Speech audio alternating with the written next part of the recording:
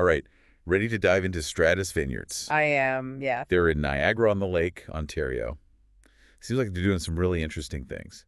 We've got wine data sheets, articles, even a bio on their winemaker to give us a well-rounded picture of things. Oh, wow, that's pretty cool. You ready to get a taste of what makes Stratus unique? Yes, definitely. I'm excited to learn more about Stratus. It seems like they're all about balance, Uh-huh. great wines, environmentally conscious practices, a real dedication to the art of winemaking.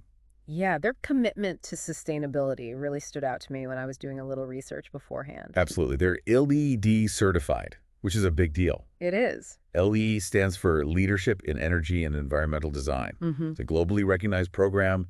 It sets the bar high for sustainability in building design and construction. Absolutely. And for a winery to achieve full LE certification means that they're really serious about it, right? Yeah, it's not just about the building itself. They've got Wow. this gravity flow system for winemaking. Oh, interesting. Seems pretty innovative. Yeah, how does that work? So instead of relying on pumps to move the grapes and juice around, they use gravity to do the work. Interesting. I read a quote from the winemaker JL Group. Okay. He says, and this sums it up perfectly, the grapes take the elevator, we walk. Haha, I love that. It's a great visual, right? Yeah, definitely. So less machinery, gentler handling of the grapes. Right. Do you think that has a noticeable effect on the wine quality? I think so. From what I've read, gravity flow can help preserve the delicate aromas and flavors of the grapes. Okay, It can lead to a smoother, more nuanced wine with less harsh tannins. interesting. They're also certified by Sustainable Wine Growing Ontario, Wow. showing their commitment extends beyond just the physical structure of the winery. Right, it sounds like they're really invested in the whole process. Yeah, they're really focused on those responsible farming practices, from the vineyard to the bottle. Good for them. So they're being mindful of the environment, taking a hands-on approach to winemaking. What about the wines themselves? What makes them stand out?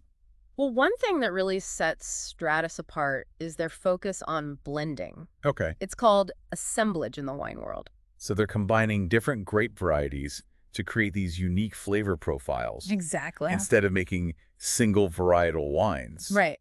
It's almost like a chef crafting a recipe, Right. using all these different ingredients. Precisely. And they have a lot to work with. Oh, yeah. They've got 16 different grape varieties planted across 55 acres of vineyards. Wow, that gives them a lot of flexibility to create something special. Yeah, for sure. I read a quote from the winemaker, Jean-Laurent Gru, about their blending philosophy. Oh, yeah. He compares it to building a team.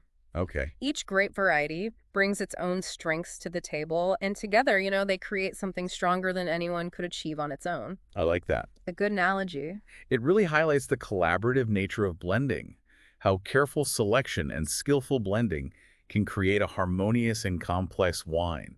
Now let's talk about something that every winemaker has to contend with, Oh, what's that? the weather. Oh, of course, right. Looking at these vintage reports, each year brings its own set of challenges and triumphs. Absolutely. Mother Nature, she's the ultimate wild card Yeah, in the winemaking equation. totally. So are we going to look at specific vintages? Yeah. Take 2019, for example. Okay. Looks like they had a smooth, phased harvest that year. Uh-huh. Resulted in some really elegant wines. That's great. The 2019 Stratus Red is described as superbly elegant. Wow. But then you look at 2021, and it was a completely different story. Oh, really? What happened? Extreme heat and drought, late season rain. Oh, no. Sounds like it was a tough year. It I does. bet those conditions are reflected in the wines, right? Yeah, for sure. The 2021 Stratus White is described as voluptuous and Oh. generous. Interesting. Those terms suggest a ripe and full-bodied wine, likely influenced by the intense heat that summer. Yeah. Even 2022, which was a tough year for a lot of wineries in the region. Sure. Great. Stratus managed to produce these high-quality grapes, Mm-hmm. even if the quantity was down. Oh, wow. They say challenges can bring out the best in people. That's true. Maybe that's true for grapes, too. Maybe so. It's definitely a testament to their skill and dedication Yeah, for sure. as winemakers. I'm dying to dive into the tasting notes. Oh, me too. Let's do it. These descriptions are making my mouth water. Haha. Same here. But before we do that, Okay. why don't we take a closer look at the person behind these wines? Yes. The winemaker, Dean Stoika.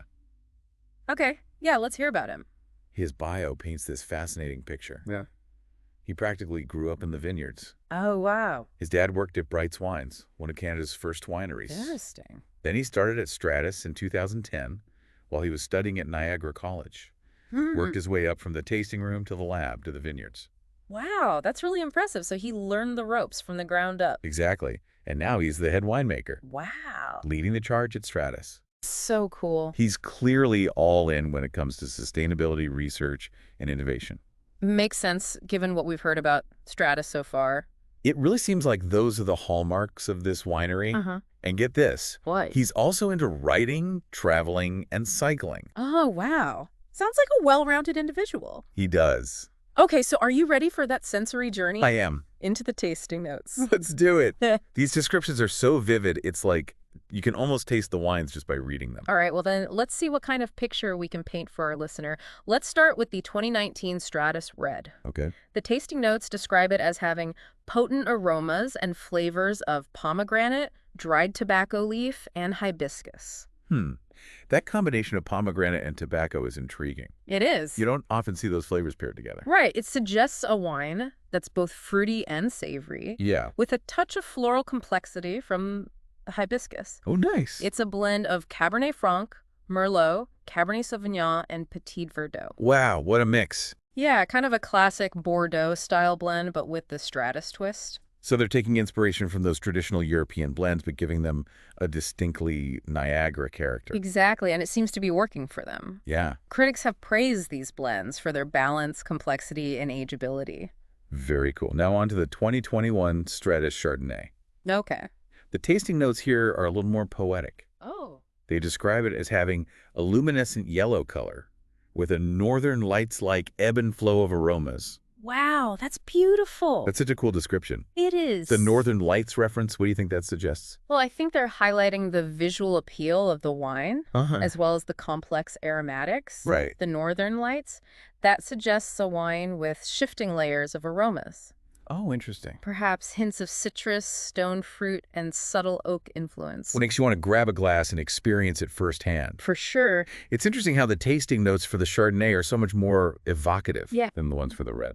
I think that might reflect the inherent differences in the grape varieties. Yeah, maybe. Chardonnay is often known for its nuanced aromas, Okay. subtle flavors, Right. while Cabernet Sauvignon and its blending partners tend to be more bold and assertive. I see. So we've talked about their sustainable practices, their unique approach to blending, Yeah, and even delved into some tantalizing tasting notes. we have. But before we wrap up, Yeah. I'm curious to get your take on something. Okay, go on. I'm listening. You know, Stratus is doing things a little differently. In what way? Their commitment to sustainability, their gravity flow system, their focus on blending, Uh-huh. it all seems to be part of a larger philosophy. Right. What do you think they're trying to achieve with this approach?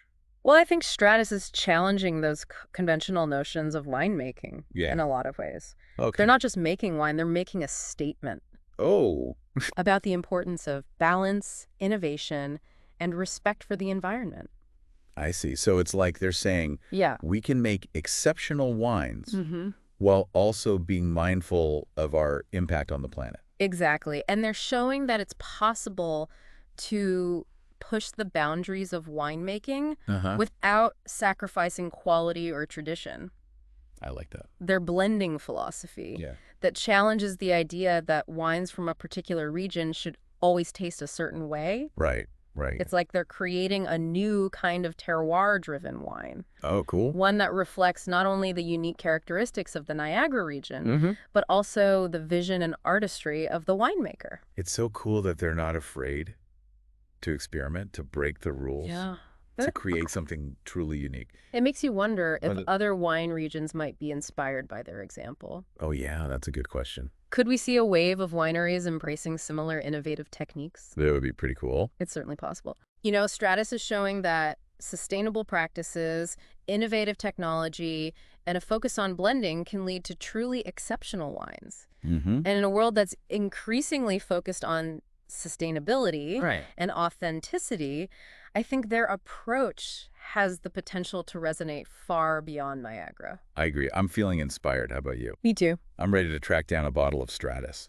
Yeah. experience these wines for myself. I'm with you on that one. So for our listener, if you're intrigued by what you've heard today, Yeah. I highly encourage you to explore Stratus Vineyards further. Yeah, for sure. Maybe try one of their wines, or even plan a visit to the winery. If you're in the area. What a great way to deepen your appreciation for the world of wine. It is. As we wrap up here, I keep thinking about Stratus challenging those conventions. It's really inspiring to see a winery pushing the boundaries. It is, yeah. They're not afraid to, question the status quo and to really kind of forge their own path. Reminds us that there's always room for innovation, even in a field as steeped in tradition as winemaking is. And they're doing it in such a thoughtful and sustainable way. Yeah, Their commitment to the environment's evident in everything they do. totally. The gravity flowed to their vineyard practices. And don't forget the human element, too. Dean Stoika's passion and expertise really shine through in these wines. For sure. He's not just a winemaker, he's an artist, a scientist, and a steward of the land.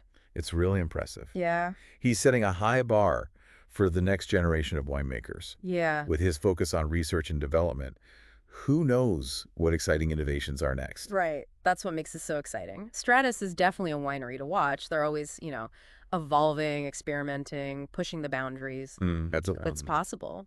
Well, I think we've done a pretty thorough job unpacking the world of Stratus Vineyards today. I think so, too. We covered a lot. From sustainable practices and innovative techniques to their unique blending philosophy and the passionate people behind it. Yeah, and hopefully our listener has come away with a deeper appreciation for the artistry, the science, and the dedication that goes into making these wines. For sure. So to our listener, if you're looking for a winery that's pushing the boundaries, committed to sustainability, and producing